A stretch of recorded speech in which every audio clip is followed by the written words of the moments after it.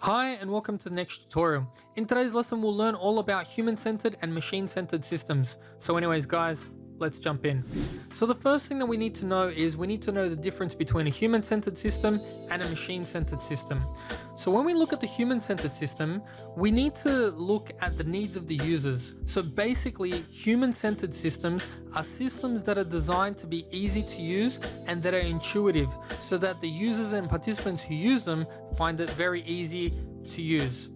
The machine-centered system, on the other hand, it will simplify what the computer does at the expense of people. They will control the behavior of the users and participants and force them to follow the procedures dictated at the expense of humans.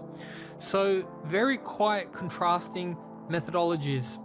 When we look at efficiency, a human-centered system requires less training and less effort to use, and people are more comfortable in using human-centered systems because they are designed for humans.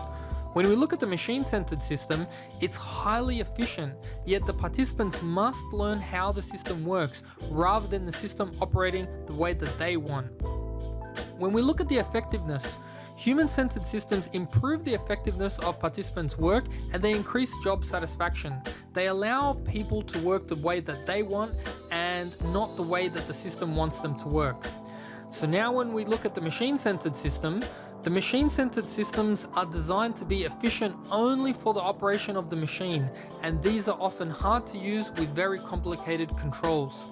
So when we look at some examples, Microsoft Windows, it has a nice graphical user interface and it was built with humans in mind, trying to make it easy and efficient for them to do whatever they need to do. When we look at our machine-centered system, we can have a look at the automated manufacturing that you can find at Tesla. All those robots are doing the work of humans, and now humans actually have to update and kind of fix the robots to keep that manufacturing going. So anyways guys, there is a quick tutorial on the difference between human-centered and machine-centered systems. I hope you learned something. Thanks for watching and I'll see you guys next time.